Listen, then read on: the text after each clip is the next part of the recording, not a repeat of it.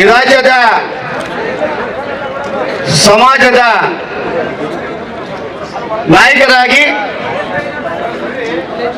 ರಾಜ್ಯದ ಮಾಜಿ ಉಪಮುಖ್ಯಮಂತ್ರಿಗಳಾಗಿ ಲೋಕಸಭಾ ಸದಸ್ಯರಾಗಿ ನಮ್ಮ ಹೋರಾಟದ ಭಾಗವಾಗಿರ್ತಕ್ಕಂಥ ಸನ್ಮಾನ್ಯ ಗೋವಿಂದ ಕಾರಜೋಳ ಅವರು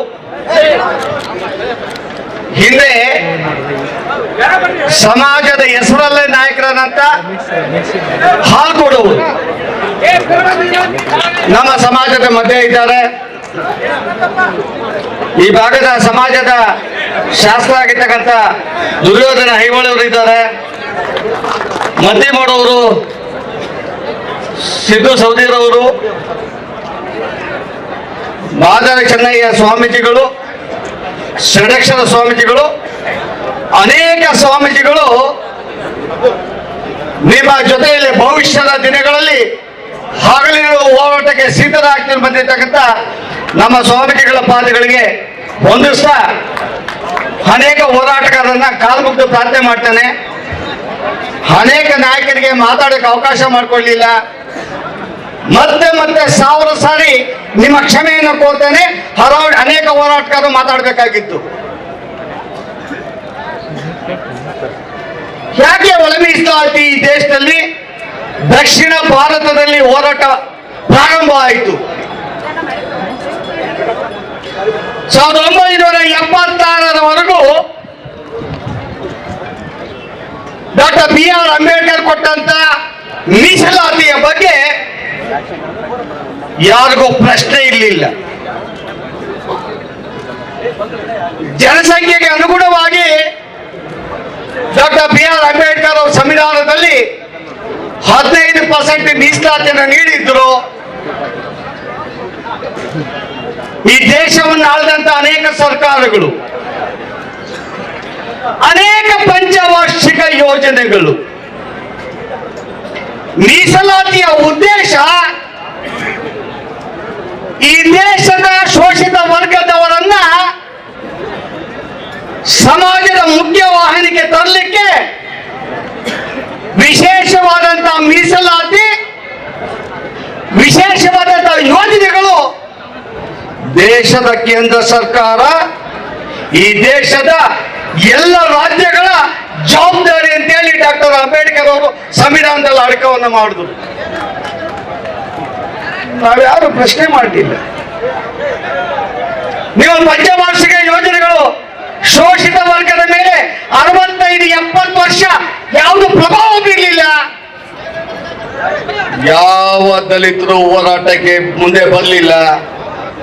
ಕಣ್ಣು ಮುಚ್ಕೊಂಡು ಓಟ್ ಹಾಕಿದ್ವಿ ಸ್ವಾಮಿ. ನಾವು ಕಣ್ಣು ಮುಚ್ಕೊಂಡೇ ಓಟ್ ಹಾಕಿದ್ವಿ. ಆಗಿದ್ದೇನು 2076ರಲ್ಲಿ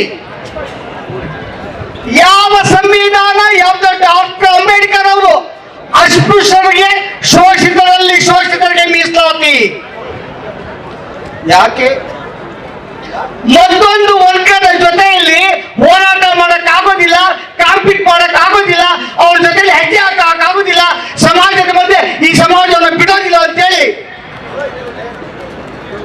ಮೀಸಲಾತಿ 76ರಲ್ಲಿ ಏನ್ ಮಾಡಿದ್ರು? ಯಾವ ಸಮಾಜ ಮುಖ್ಯವಾಹಿನಿಯ ಜೊತೆಯಲ್ಲಿತ್ತು, ಯಾವ ಸಮಾಜಗಳನ್ನ ಮೇಲ್ವರ್ಗದವರು ಜೋಡಿಸಿಕೊಂಡಿದ್ರು, ಸ್ವೀಕಾರ ಮಾಡಿಕೊಂಡಿದ್ರು,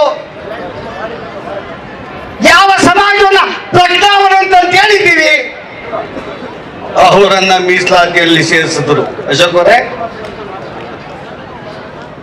ಯಾವ ಜೊತೆಯಲ್ಲಿ ಓಡಾಡಕ್ಕಾಗಲ್ಲ, ನಡೆಯಕ್ಕಾಗಲ್ಲ, ಪಾಠ ಕಲಿಯಕ್ಕಾಗಲ್ಲ, ಶಾಲೆಗೆ ಹೋಗಕ್ಕಾಗಲ್ಲ, ಬಿಸ್ನೆಸ್ ಮಾಡಕ್ಕಾಗೋದಿಲ್ಲ, ಎಕ್ಸಾಮ್ ಪಾಸ್ ಮಾಡಕ್ಕಾಗೋದಿಲ್ಲ, ಯಾರ ಸಮಾಜಕ್ಕೆ ಹೆಚ್ಚು ಜ್ಞಾನ ಇದೆ ಆ ಸಮಾಜ ಮಧ್ಯೆ ಕಾಂಪೀಟ್ ಮಾಡ್ರಿ ನೀವು. ಆ ಸಮಾಜ ಮಧ್ಯೆ ಎಕ್ಸಾಮ್ ಬರೀರಿ ನೀವು.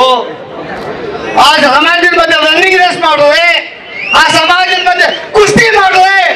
76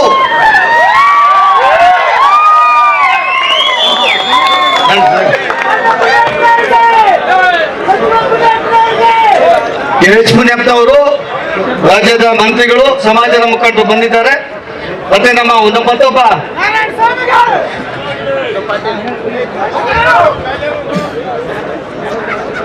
76 ಬಸವನಗೌಡರು ಬಂದಿದ್ದಾರೆ. 76ರಲ್ಲಿ ಯಾವ ಶೋಷಿತ ವರ್ಗಕ್ಕೆ ಕಣ್ಣಿಲಿಕ್ಕಾಗಲ್ಲ, ಓದಕ್ಕಾಗಲ್ಲ, ಆ ಸಮಾಜಕ್ಕೆ ಉನ್ನತ ಶಿಕ್ಷಣವನ್ನು ಪಡೆಯಕ್ಕಾಗೋದಿಲ್ಲ, ಉದ್ಯೋಗವನ್ನು ಪಡೆಯಕ್ಕಾಗೋದಿಲ್ಲ, ಆ ಸಮಾಜದ ಮಧ್ಯೆ ಮೀಸಲಾತಿಯಲ್ಲಿ ಬಲಾಢ್ಯರನ್ನ ಸೇರಿಸುತ್ತದೆ. Thanks for watching. Read, discuss and debate with editor Dr. Yan Prashant Rao. Wanted reporters in print, digital and visual media for Bharat Vaibhav Daily Newspaper, BV News 5 Channel and BV Fast Web News from all the talukas of Karnataka, Goa and Maharashtra. If interested, send your resume to 9019229369.